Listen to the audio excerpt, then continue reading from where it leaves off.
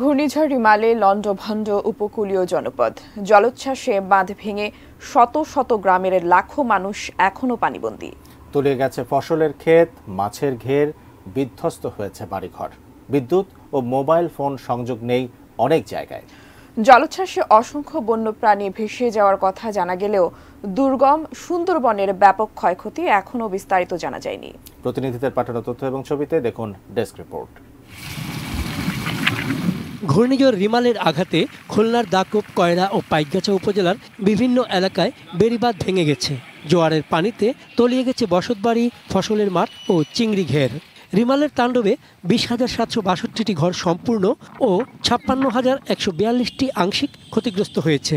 আমাদের এলাকায় মেলা মাছের ঘের মেলা তলায় মেলায় গেছে, ঘর দুয়ার প্রচুর পরিমাণ নষ্ট হয়েছে, গাছগাছালি প্রচুর পরিমাণ নষ্ট হয়েছে। উপকূলের জনবসতি মাছিয়ে এবারও ঘূর্ণিঝড়ের মূল আঘাতটা সহ্য করেছে সুন্দরবন। দীর্ঘ 30 ঘন্টার ধ্বংসযজ্ঞে দুবলারচর, কটকা, কচিখালী সহ বিভিন্ন ক্যাম্প ক্ষতিগ্রস্ত হয়েছে। ভেসে গেছে হরিণ, শূকর সহ অসংখ্য বন্যপ্রাণী। বাগেরহাটের শরণখোলা, মোরেলগঞ্জ ও মোংলায় বেড়িবাঁধ উপচে আসা পানিতে অনেক গ্রাম এখনও জলমগ্ন।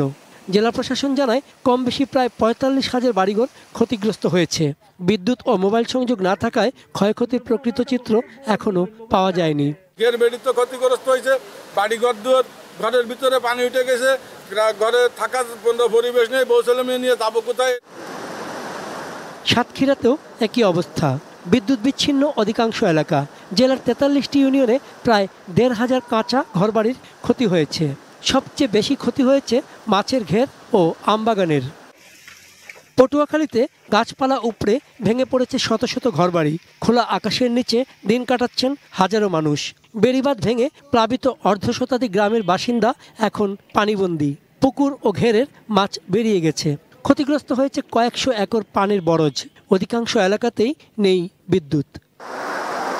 বরগুনা জেলা প্রশাসন জানায় জোয়ারের নোনা জলে 6,000 হেক্টর জমির ফসল নষ্ট হয়েছে, আর মাছের ঘের ও জলাশয়ে প্লাবিত হয়েছে 4,157 হেক্টর।